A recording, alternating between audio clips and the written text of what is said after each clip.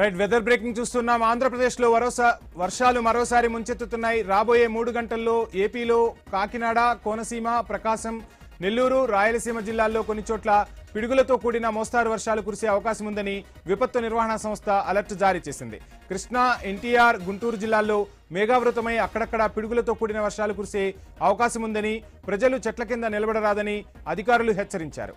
ఇక weather updates కు సంబంధించి ఫుల్ డీటెయిల్స్ మా ప్రతినిధి గణేష్ అందిస్తారు. గణేష్, వంశీ, పశ్చిమ మధ్య ఆనుకుని ఉన్నటువంటి నైరుతి బంగాళాఖాతం వరకు తూర్పు విదర్భ, తెలంగాణ మరియు దక్షిణ కోస్తా మీదుగా సముద్ర మట్టానికి సగటున 0.9 కిలో అంటే 9 కిలోమీటర్ల ఎత్తులో ద్రోణి కొనసాగుతుందని విపత్తు నిర్వహణ శాఖ సంస్థ తెలియజేయడం జరిగింది. దీని ప్రభావంతో రానున్నటువంటి 2 రోజులు కూడా కొన్ని చోట్ల పిడుగులు, కొన్ని చోట్ల భారీ వర్షాలు కురిసేటువంటి అవకాశం ఉన్నట్లుగా విపత్తు నిర్వహణ శాఖ హెచ్చరిక జారీ చేయడం జరిగింది. ప్రస్తుతం రాబోయేటువంటి 2-3 గంటల్లో కాకినాడ, కోనసీమ, ప్రకాశం, నెల్లూరు, రాయలసీమ జిల్లాల్లో కొన్ని చోట్ల పిడుగులతో కూడినటువంటి మోస్తారు వర్షాలతో కురిసేటువంటి అవకాశం ఉంది.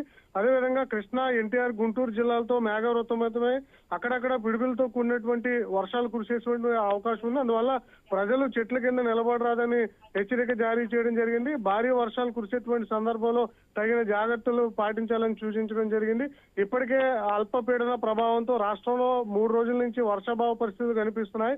ఇప్పుడు మళ్ళీ వర్షాభావ పరిస్థితులు 2-3 రోజులు పెరిగేటువంటి అవకాశం ఉన్న నేపథ్యంలో ప్రజలు ఈ వర్షాల పట్ల అప్రమత్తంగా ఉండాలన్న విపత్తు నిర్వహణ శాఖ అయితే చెప్తుంది. Vamshi, thank you Ganesh. ఇక హైదరాబాద్ కు కాలరాత్రి. నగర నడిబొడ్డున ఉన్న అమీర్